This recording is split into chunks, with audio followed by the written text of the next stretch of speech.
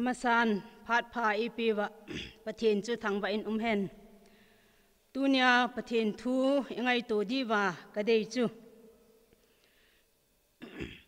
Hinkho hi Pakaija hi ti hi hiche thu pi ding hin chang dei hlen tam pi kanejin hi jong le thu pi kinga na divin ezekiel bungsom legi changli na hi semu hitin adang ho hi ola seiteng le hin seido thodiu hung hitan ti pathen thu nga ju hiti ezekiel bungsom legi changli na ven Hinkho zo se hi keza ahi vin mi pa Hinkho hi hen lang chapa Hinkho hi jong le keza ahi ahin khu a chon sit bol pa wang chu thitei ding ahi pathen thu ga simna bachun Hinkho zo se hi pathena ahi thu ga mu vin pathenin thu lo pi ta isim da u bon chawa dingin phathei eibu pi hen lang tuni a pathen thu ga sei diu le ngai to diwa chang ka hin dei hlen thu pi khen dei hlen chu Hinkho hi Pakaija hi ti hi thu ki chi umsa to bang ahi hin la avela I het do diu igel do diu kadeji amase pena mihim Hinkho ti hi nga se ju hitin mihim Hinkho ti hi Genesis lam thubul lam chi ve na hi le mihim Hinkho hung ki pat na chu pathen ahi thu chu ga ki mu in pathenin sem ti la chun mihim hi anasimin anasem na ahin leingan leiset anamangin hiche leingan na chun mihim lim chu asimin hiche mihim lim ma chun ama hin na hu chu atha lut pe in hiche leingan mihim kisim chu hin na nei hi lo le mihing ahung hitan hi pathenin ama lim banga asim thu chu Genesis munkhat changsom ni le sagi na achun akimu in pathenin alima asim hi asim lo na hilo le mihim te alim lo a asim lo na pen ta hidinga pathen thua imu chu hin na hu akhum pe chu hi za hi che hin na hu akhum pe chu ala do teng le mihim chu mihing hitalovin mithi ahiji tan hi che mithi chu ata asa leinga na akisem bang bang chun a umin achat lo thei tapun hi mihim Hinkho kiti hi I macha hilo thibaile pathenin ahin na chu ahin na hu akhum pe pa chu ala do teng le athijeng thei hitabang mihim Hinkho thibaile hilo le mangbaile chu ahi ti hi iga gel do divin adei umin hi Jacob le kha thot lam chi ve na hi le bungli changsom le li na lama chun Jacob min tui mei chom khat ki mu a ki mu kit ji talo to bang chun asejin teng le sam number za som li le li chang li na lam chi vet ki na hi le hai khat ka hi lo le ni salim ki hei ti in sam chun asei do ki nin hi to bang mai Hinkho deng del ta chu mihim te Hinkho chu hi za hi to bang mai Hinkho I macha hilo mit phet ka lo wa mang thei a hi lo le tui mei jam khom to bang mai hu jil amu na ga mang jeng thei a hi lo le hai khat ka to bang mai Hinkho chu pathenin na satain agel kho ti hi Bible chang tam ta imu thei ki no win hi je chun pathenin mihim te agel kho dan thu hi Bible changa mun tam ta ga ki mu in hi cho chu bon chan ga ki sim do hen lang le phat alu sau be se ding hi je chun Bible chang hin se do in kating ema ho che in ema ho Bible la in ki vet diu hung hi mai tan ti sam number get na changli a ko na changgu Hebrai bung ni changgu ma ko na changget job bung sagi chang som le sagi zohon kipana thupa zohon bung thum chang som le gup hi cho hi ve leo hen pathenin mi him te agel kho dan thu nasata ei sei do pi theyu hi za hi je chun them khat mi him te mi him hinkho pathenin agel kho dan hi them khat ga sei do ki noi tin pathenin mi him te agel kho na pen ta hidinga gin chat chu ama hin na hu epe u hilo le mi he ma atha lut pi ji a hi pathenin ama hin na a na hilo le alut na mi hem ho hi ji a hi nasata gel kho na e ne ju a hi ti jong hi nga gel do thejin a umin hi je chun pathenin mi hem te e gel kho ji u chun ta sa hin na mai hilovin lagau hin na jong nei dingin e de juvin hi ti ga movin hi zohon bung thum chang som le gup na lam chi ve na hi le pathenin mi hem te angai lut je chun achapa jesu christa ahin pen hi ti movin pathenin mi hem te ta sa hin na go hilova lagau hin na jong e pe nom je wa chu achapa jesu christa chu e pe wa ama chu e hin sol pi hi ti hi ki che ta in aga ki mu thejin hi che jesu christa chu e hon phatike cha ikila lu nu wa hin na ine ju wa hi le pathenin e gon pe bangwa thagau hin na jong i chan diu a hi ti hi tu ni pha ning gel do otin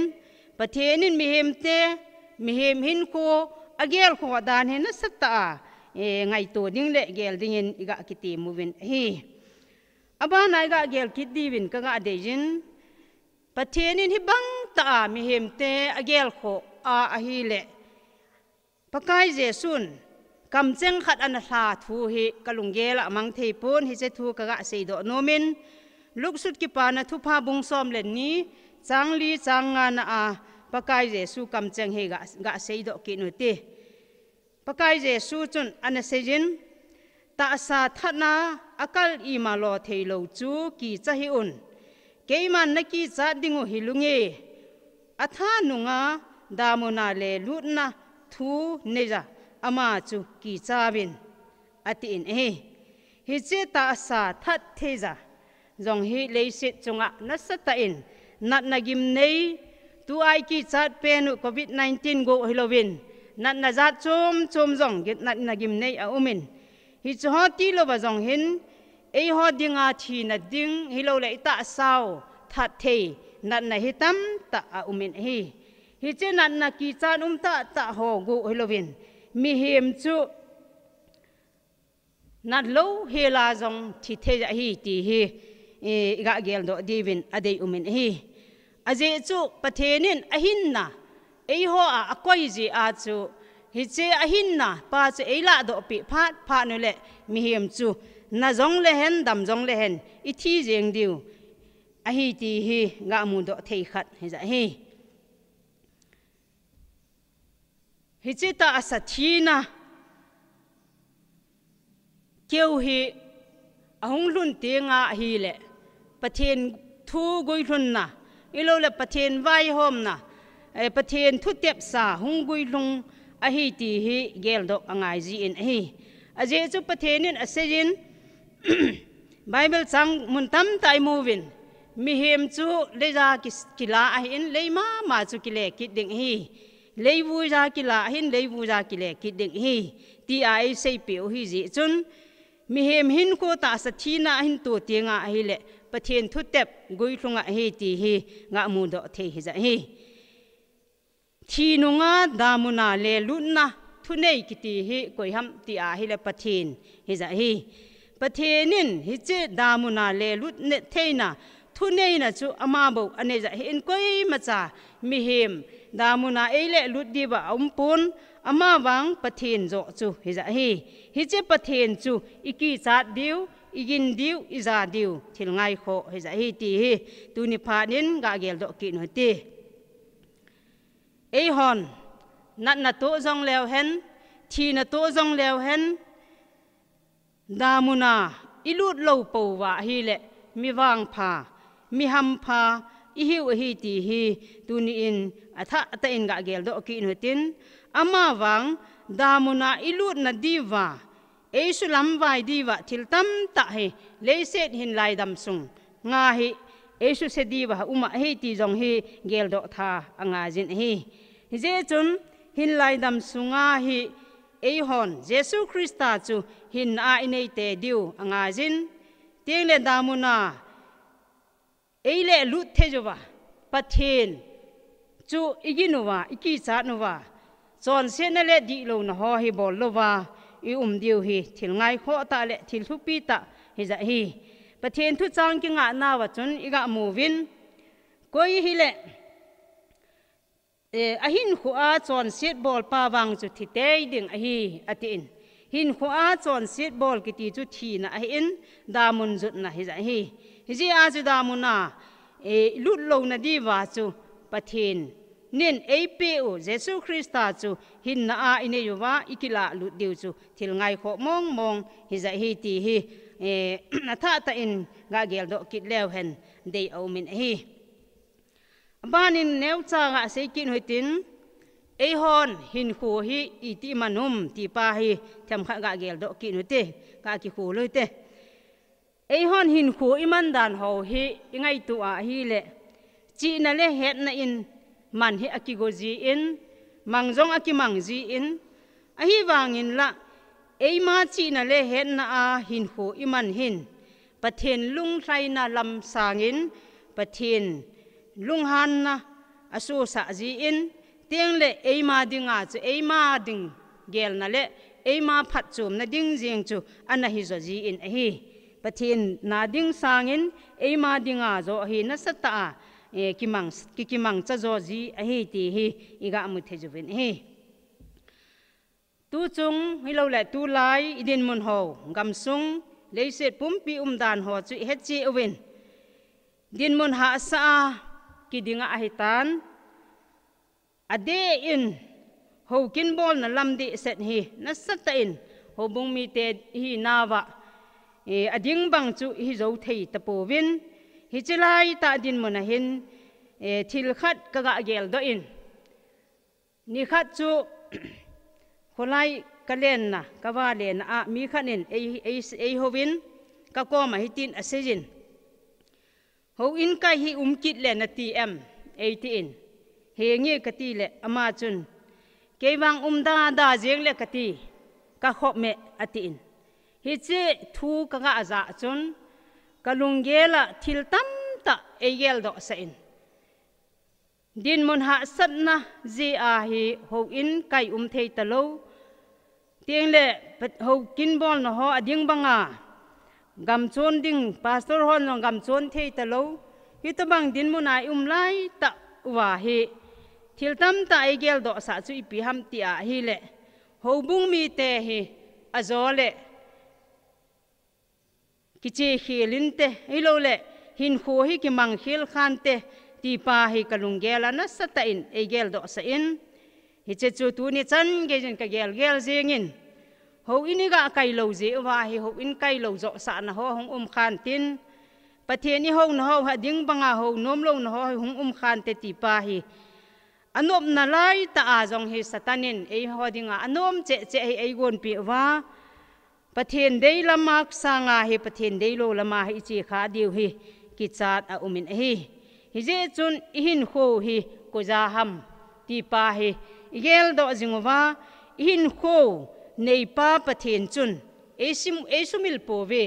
he jingon a hi ti hi nasata gel do diwin iga de jovin aje chu pathenin pi jingo hi sumil po ve ti hi hon ichangwa gel do theilo tiang jong le pathen thu simu hitin pathen hi nga ta bu hitin hilew hen pathenin kho sa na ho gel kho na ho sumil lo naw pa hi gel do na hung thejin te ti hi gin cha no min hi je chun I ma cha lung sa I na ding jong olmo na ding jong put hi je chun Hinkho hi phatit cha manga ahi HETSAHNA Pathen deile Pathen lampi ho khajing dingin kigo hite phat phalo la azong eima che in phat hi aphalama kisem ding gel che hute ti hi tuni phana iga kitim nom naw khat jong ahin hi azona pena ga gel do kit divin Hinkho hi Pakaija hi ti hi sumil po hite eima de deja khosathe hi pove HETSAHNA eicho do pau chun Jesu Christa chun ama a hi ta ji uchun ama dei deizo a Hinkho mangding ihiuve ti hi tuni phana igel do kinwa Pathenni Hinkho hi ama a hi ihet theina divin Pathen thu isim do ho iga sei do ho ibon chawa dingin phathe ebu pi taw hen amen.